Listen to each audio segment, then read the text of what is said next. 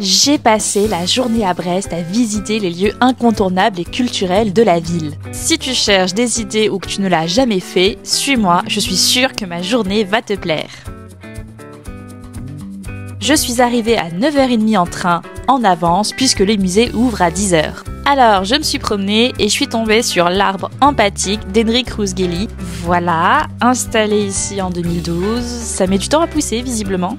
Bref, ça y est, il est 10h, les musées sont ouverts et ça tombe bien, je suis juste à côté du musée de la Marine. La visite guidée était à 10h15, j'ai eu beaucoup de chance parce que je l'avais pas anticipé. J'ai 25 ans, donc pour 5 €, je me suis laissée tenter et j'ai eu raison. Ça m'a permis d'avoir accès au donjon qui n'est pas inclus dans le parcours permanent, où la médiatrice nous a expliqué comment fonctionnait un canon. Je suis du genre à adorer les châteaux et si vous prenez un peu de hauteur, vous pourrez voir le port, les navires militaires, la tour Tanguy, que je n'ai pas visitée. La salle de l'atelier de sculpture à l'Arsenal de Brest est l'une des plus belles salles du musée, on aurait presque envie de les voir bouger. Le musée abrite différentes formes d'art, de toiles, des mannequins, mais beaucoup de maquettes de bateaux et de navires, et celle que j'ai préférée, c'est celle du canot de l'empereur Napoléon Ier. Et j'ai tellement aimé que j'ai décidé d'aller le voir en vrai. Et oui, c'est possible, si vous prenez le téléphérique jusqu'aux ateliers des Capucins de Brest, c'est comme faire du manège et je suis fière d'avoir réussi à surmonter mon vertige. Le canot de l'empereur est un trésor qu'il faut absolument voir de ses propres yeux. C'est le seul canot d'apparat conservé dans un musée en France. Il était à Paris depuis 1943 et a été ramené chez lui à Brest en 2018.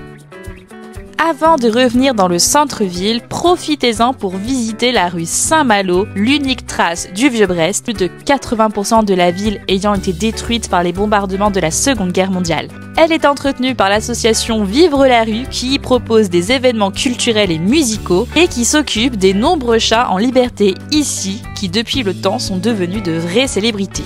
Voyage retour en téléphérique puis bus pour visiter La Passerelle, un centre d'art contemporain gigantesque qui propose une grande diversité d'expositions organisées par le directeur Loïc Legal qui nous a chaleureusement accueillis. Ce jour-là, il y avait 3 solo shows. Michel Tchatcho-Ferrat qui présente entre autres des sculptures menhirs puisqu'il y en a beaucoup en Bretagne et construites à partir de matériaux de récupération.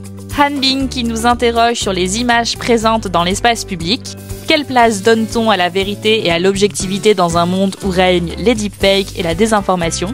Et enfin, Amélie Carité qui se situe dans un moment clé de sa réflexion après un voyage retour sur la terre de ses ancêtres, un voyage introspectif qui marquera à jamais son travail artistique. Comme d'habitude, je vous mets les comptes Instagram du lieu et des artistes en description. J'ai voulu visiter le Comédia, une galerie d'art contemporain, mais elle était fermée comme nous sommes en plein mois d'août. Pour finir, j'ai visité le musée des Beaux-Arts de Brest, où j'ai pu admirer des navires majestueux, des mers déchaînées, des paysages à couper le souffle, mais aussi des classiques. J'ai découvert Marie-Renée Chevalier-Carverin, qui a complètement vrillé en 10 ans, passant du portrait à l'abstraction la plus totale. J'adore ce revirement qui a marqué les artistes du début du XXe siècle. Et bien sûr, des toiles contemporaines, qui ne sont pas toutes de mon goût, mais qu'est-ce que c'est que cette horreur? Mais heureusement, vous finissez cette salle avec le mythique panier de fraises de Jean-Siméon Chardin qui a fait couler beaucoup d'encre cette année puisque le Louvre a réuni 1 600 000 € grâce à 10 000 donateurs pour l'acquérir. Il s'agissait du dernier chef-d'œuvre du peintre encore aux mains d'un collectionneur privé. Et voilà, ma visite est terminée. J'espère qu'elle vous a plu et vous a donné envie de passer une journée à Brest. Dites-moi en commentaire l'endroit que vous voulez absolument visiter avant de mourir et n'oubliez pas de vous abonner pour ne pas rater mes prochaines vidéos.